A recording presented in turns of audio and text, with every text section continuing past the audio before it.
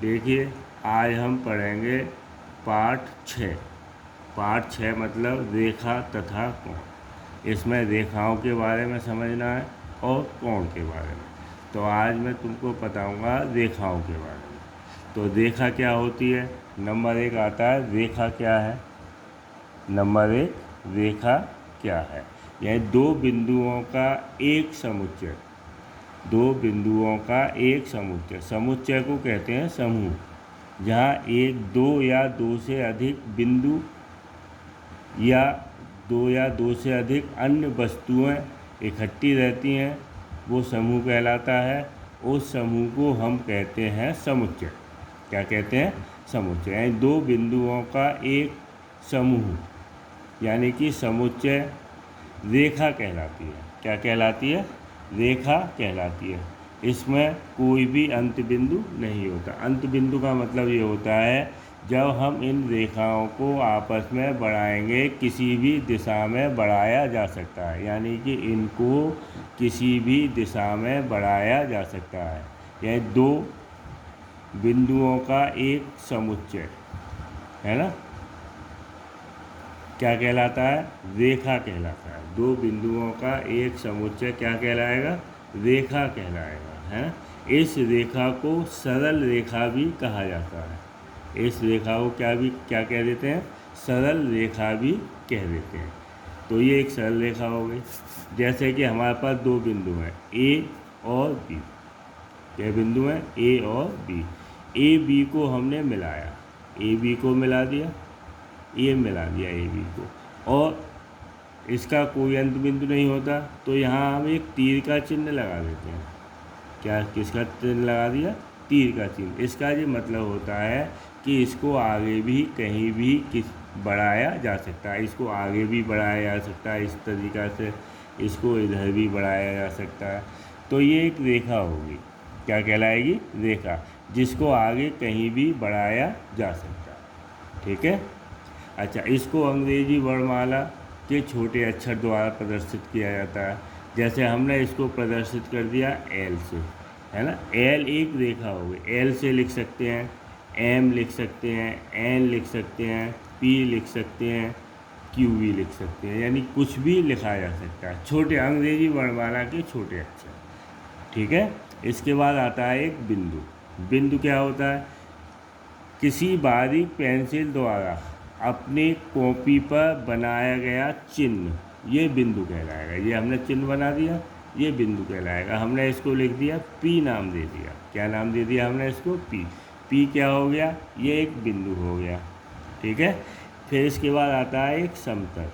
समतल का मतलब होता है जैसे ब्लैक बोर्ड है, फर्श है, छत है, फर्श की छत है, दीवार है, ये सब क्या कहलाता है? समतल कहलाएगा, है ना। यही सभी दिशाओं में अनंत विस्तार तक फैला क्षेत्र समतल कहलाता है।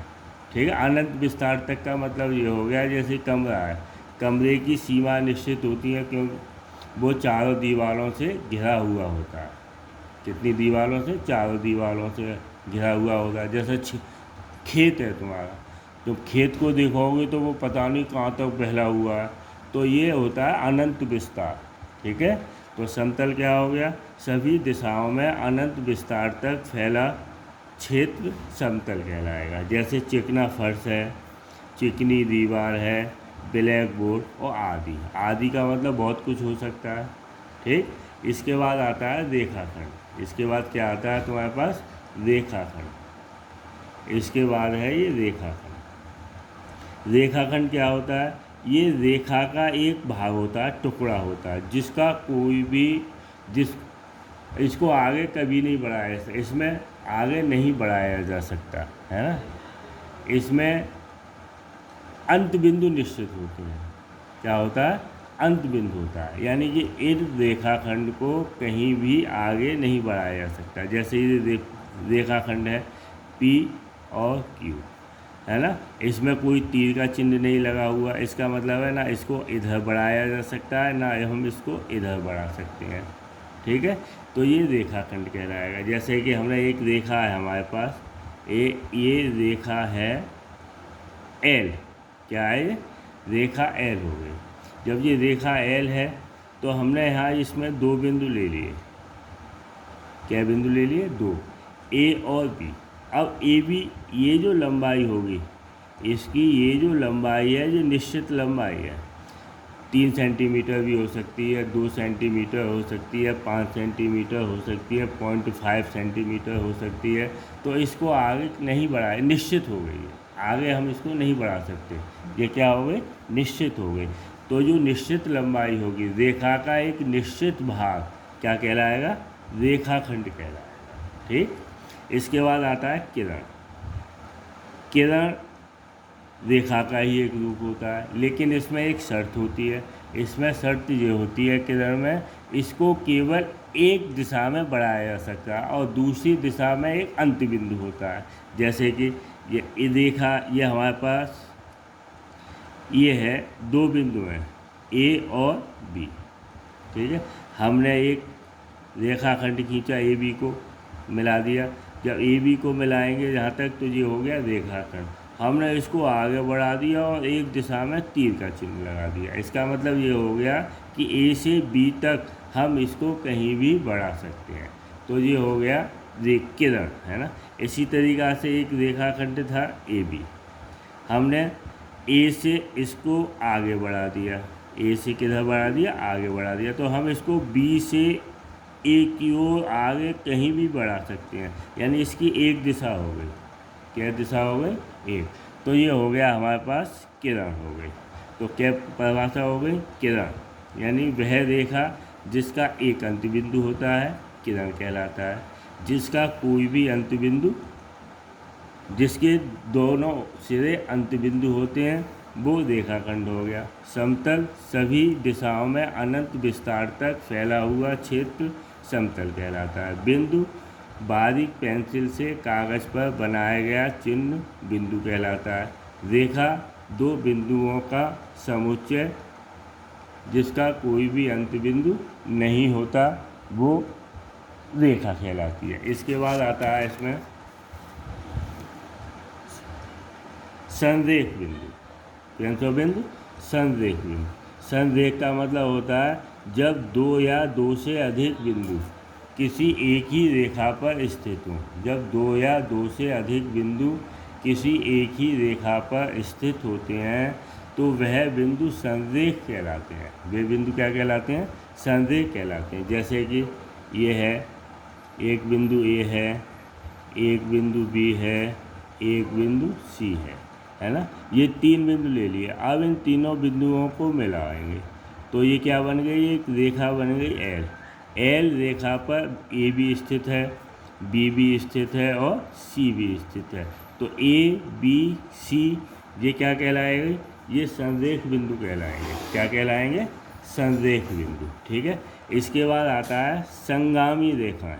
संगामी रेखाएं वे होती हैं जब दो, तीन या तीन से अधिक रेखाएं किसी एक ही बिंदु से होकर जाती हैं।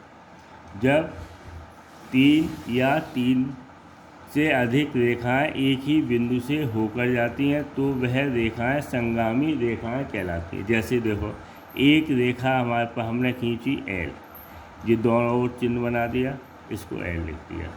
एक रेखा खींची हमने एम, ये एम खींच दी रेखा, है ना। एक रेखा खींची एल एम एन, ये रेखा खींची हमने एन, और ये रेखा खींचती एम। ये तीन रेखा हो गई। एक रेखा एल हो गई, एक रेखा एम हो गई, एक रेखा हो गई एन हमारे पास। ये तीनों रेखा इस बिंदु से होकर जाती हैं। तो जब तीनों रेखाएं, तीन चार भी रेखा हो सकती हैं, 5 भी हो सकती हैं, 6 भी हो सकती हैं, तो वे जो रेखाएं होंगी ये संगामी रेखाएं कहलाती हैं। एल एम एन क्या हो गई? संगामी रेखाएं, है ना।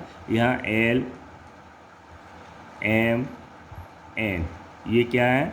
संगामी रेखा, संगामी रेखाएं हो गई, है ना। अब ये रेखाएं जिस बिंदु से होकर जाती हैं ये संगमन बिंदु कहलाता है। क्या कहलाता है? संगमन बिंदु कहलाता है। जब जैसे बिंदु ओ जो है ये हो गया संगमन बिंदु, संगमन बिंदु हो गया। संगमन बिंदु क्या होगा? जहाँ से तीन या तीन से अधिक रेखाएं जिस बिंदु से होकर गुजरती हैं वो संगमन बिंदु हो गया। और जहाँ रेखाएं तीन या तीन से अधिक रेखाएं किसी एक बिंदु पर काटती हैं वो संगामी रेखाएं होती हैं। ठीक, इसके बाद आता है प्रतिच्छेदी रेखाएं। क्या? प्रतिच्छेदी रेखाएं। प्रतिच्छेदी रेखाएं वे होती हैं जिनका एक उभयनिष्ठ बिंदु हो। कैसा हो? उभयनिष्ठ बिंदु हो। एक बिंदु उभयनिष्ठ हो, है ना, वो क्या कहलाएगा? प्रतिच्छेदी रेखाएं के उभयनिष्ठ कहलाती हैं। उभयनिष्ठ बिंदु का मतलब होता है दोनों रेखाओं का एक ही बिंदु। जैसे एक रेखा एल है, एक रेखा एम है, एक रेखा एल हो गई, एक रेखा हो गई हमारे पास एम है। ये दोनों रेखाएं जिस बिंदु पर काटती हैं, ठीक है, तो ये बिंदु क्या कहलाएगा? प्रतिच्छेदन बिंदु। और ये रेखाएं क्या कहलाएंगी? प्रतिच्छेदी रेखाएं। यानी कि वह बिंदु प्रतिच्छेदन बिंदु कहलाता है। कौन सा बिंदु प्रतिच्छेदन बिंदु कहलाता है?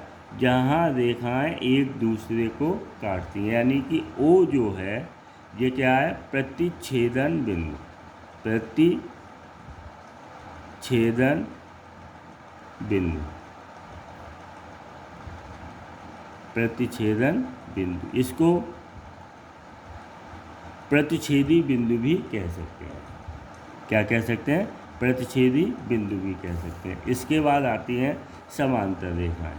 समांतर रेखाएं वे रेखाएं होती हैं जब हम दो रेखाएं खींचें और उनके प्रत्येक बिंदु के बीच की दूरी आपस में कैसी हो? समान। जैसे कि एक रेखा खींची हमने एल और दूसरी रेखा खींची हमने एम। ये दो रेखाएं हैं हमारे पास, एक एल और एक एम। ये दो रेखा हो गई और इनमें बिंदु स्थित हैं। इसका ए बिंदु है, एक बिंदु बी है एल पर, एम पर है पी बिंदु है, एम पर क्यू बिंदु है। अब ए को पी से मिलाया और बी को क्यू से मिलाया। इस स्थिति में ए पी और बी क्यू आपस में कैसे हैं? बराबर हो गए। जब ए पी और बी क्यू बराबर यानी कि इन रेखाओं के बीच की दूरी आपस में समान है, तो ये रेखाएं क्या कहलाएंगी? समांतर रेखाएं कहलाती हैं। इसको हम लिखते हैं एल समांतर एम से। ये समांतर का संकेत होता है। ये हमने दो पैरेलल लाइन खींची है ना, तो ये किसका चिन्ह होता है? समांतर का। ठीक है, तो इसमें परिभाषा होगी समांतर रेखा वे दो रेखाएं जिनके बीच की दूरी प्रत्येक स्थिति में समान हो, समांतर रेखाएं। प्रतिच्छेदी रेखाएं वे दो रेखाएं जहां एक दूसरे का एक उभयनिष्ठ बिंदु हो, एक ही बिंदु पर काटें तो वो प्रतिच्छेदी रेखाएं होती हैं और उस बिंदु को प्रतिच्छेदी बिंदु भी कहते हैं। इसके बाद बताया था हमने संगामी रेखाएं। जब तीन या तीन से अधिक रेखाएं एक ही बिंदु से होकर जाती हैं वो संगामी रेखाएं कहलाती हैं तथा उस बिंदु को क्या कहते हैं? संगमन बिंदु भी कहा जाता है। इसके बाद बताया था हमने संरेख बिंदु। संरेख बिंदु का मतलब होता है वह बिंदु जो एक ही रेखा पर स्थित हो, संगमन बिंदु कहलाता है। तो ये 9 परिभाषाएं हैं रेखाओं की। ठीक है, इनको ध्यान से समझ लेना और अपनी फेयर कॉपी पर इनको कर लेना। ठीक है, कल मैं कोण के बारे में बताऊँगा।